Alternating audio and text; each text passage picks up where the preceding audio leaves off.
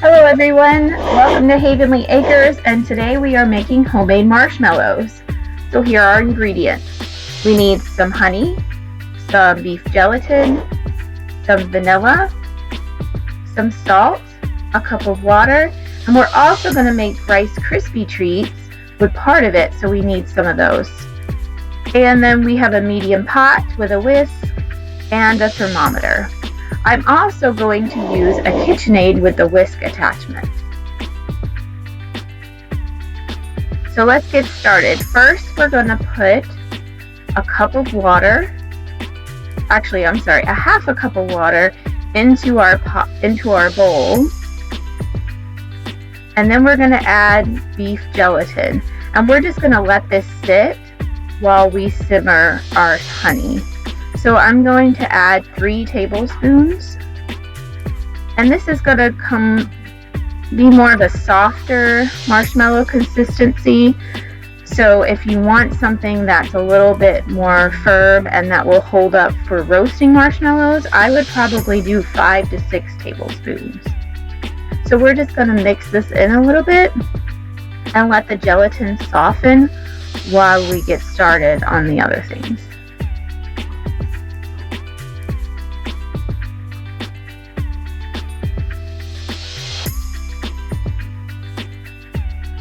Okay, so now we're going to go over to the stove.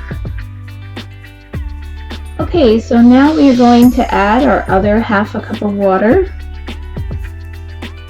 And we're going to add some salt. This is about a 1/4 teaspoon. I just put 2 pinches of salt in there.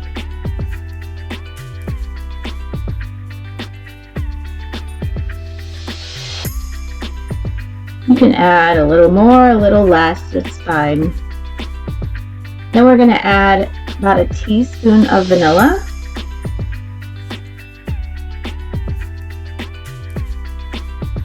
And then we're going to add our honey. We need about 1 cup of honey, and I'm just going to pour this in here and kind of eyeball it. Okay, so now we're going to add our thermometer, and we're going to set our temperature. Mine has an alarm that will go off when it reaches a certain temperature, and so I'm going to go ahead and set mine just in case I have to step away from the stove. So we're going to set this for a softball temperature, which is about 240 degrees. I'm actually going to set mine for 236. That way I can make sure I'm near the stove when this starts to get close, and then we'll take it up a little bit more at the end. But it has to be between 235 and 240 for softball temperature. I'm just going to whisk all these ingredients here and get them kind of mixed in with the water. And then we're going to put this on low heat. Okay, so while that's getting started on the stove, we're going to go ahead and get our pans ready. So we're going to line these with parchment paper. I like to ball it up because it sits in the pan better. And so the loaf pan is going to be for our homemade marshmallows, and the bigger pan is going to be for our Rice Krispie treats because I want to make more of those. We're also going to line the bottom and the sides of the pan with arrowroot powder. I like to use arrowroot powder instead of cornstarch, but you are welcome to use cornstarch as well. This is just a little bit of a healthier alternative. And we're just going to spread this around on the parchment paper. You don't want too much on the bottom, just want to coat it so it comes off the parchment paper easier when you're ready to serve it. Okay, now our pans are ready. We're going to go back to the stove and check on our honey mixture. Okay, so as you can see, it's starting to come to a small boil, and we are not up to temperature. We still have about 20 degrees. And so now, as you can see, it is boiling pretty high, and that's why I wanted you to use a medium-sized pot, because this does boil pretty high. And at this point, you want to keep an eye on it. You don't want to leave the stove because you don't want it to boil over. Okay, so now we are up to temperature. I actually upped the degrees a little bit, so it was about 239, 240. And we're going to take this back over to our KitchenAid, and we're going to slowly pour it in. First, we need to raise up our bowl and start the whisking on the gelatin and the water. And by now, this has softened quite a bit and incorporated, and so now we're just going to slowly add our honey to this. I have the whisk going pretty slow right now, but as we mix this in, we're going to speed it up.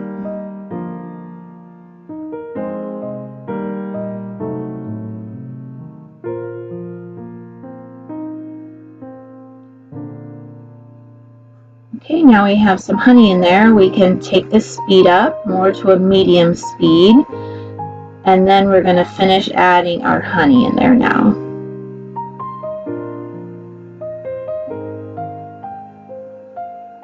Just slowly pouring into the pot. Remember, this is very hot, so you don't want to touch the bottom of the bowl on the KitchenAid. You also don't want to touch your pot, and you also don't want to splash. So just pour it slowly in there. It'll help it incorporate it better as well. Okay, so when you have all the honey mixture, we're just going to set the pot over to the side, and we're going to finish whisking this up.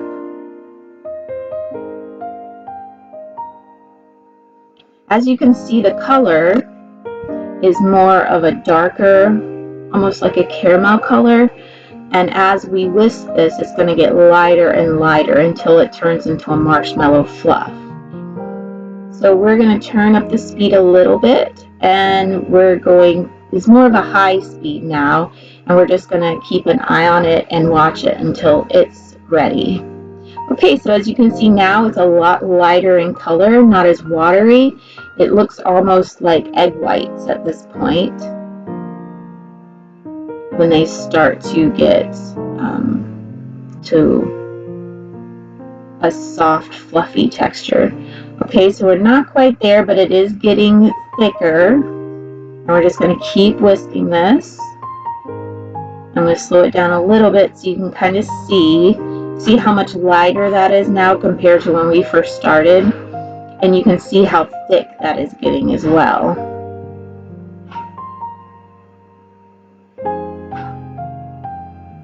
Okay, looks like it's ready now. So you see how thick that is now? A lot thicker. It looks like marshmallow fluff like you would buy at the store in a jar.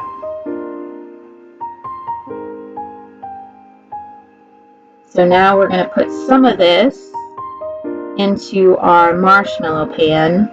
Now when I did this, I realized I had a lot left over for Rice Krispies, and so I could have put in probably double this amount into my pan and save the rest and still had enough for Rice Krispie treats. So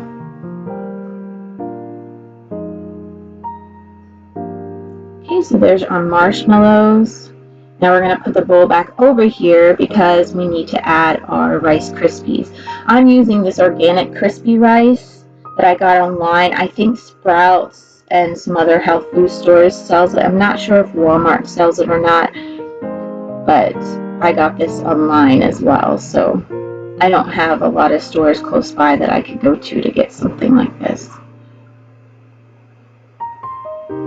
So this will take pretty much the whole box. This is a smaller, regular size box of crispy rice. If you have a big box, maybe use 2/3 to 3/4 of it. But I just kind of add it and stir it up and add more as needed.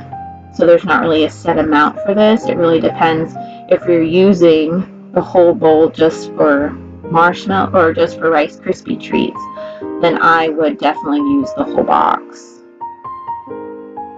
Okay, so now we have all this mixed in and it's nice and thick, and we're just going to pour this into our other pan here, and we're just going to spread it around.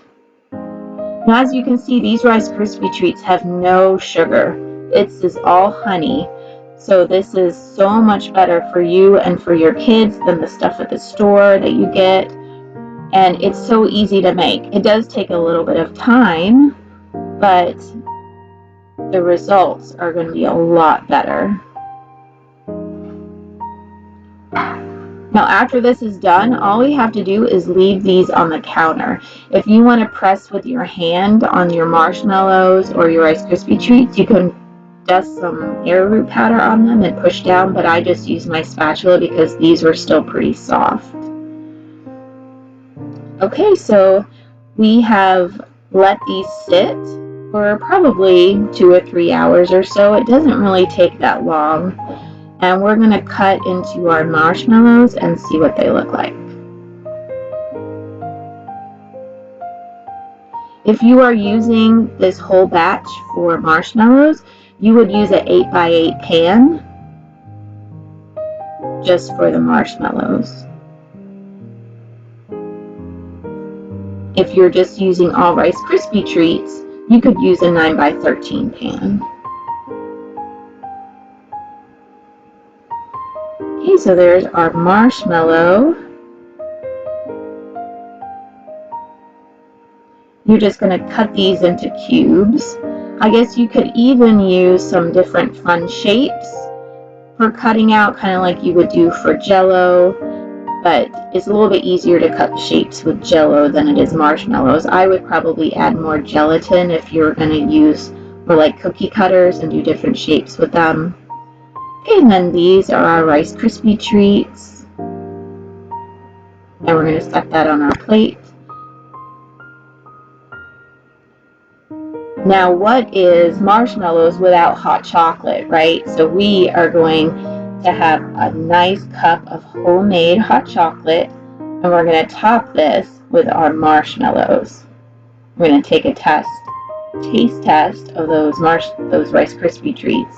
Those were a big hit with my kids, so it's a fun snack that your kids can help make too, and get to see the whole process and then get to eat them at the end, and they don't take long. So here's our homemade hot chocolate, and we are adding our marshmallows on top. These are softer, they are a little sticky, so if you do need to make a little bit firmer ones for roasting, like I said earlier, you would need more beef gelatin, but these are perfect for hot chocolate.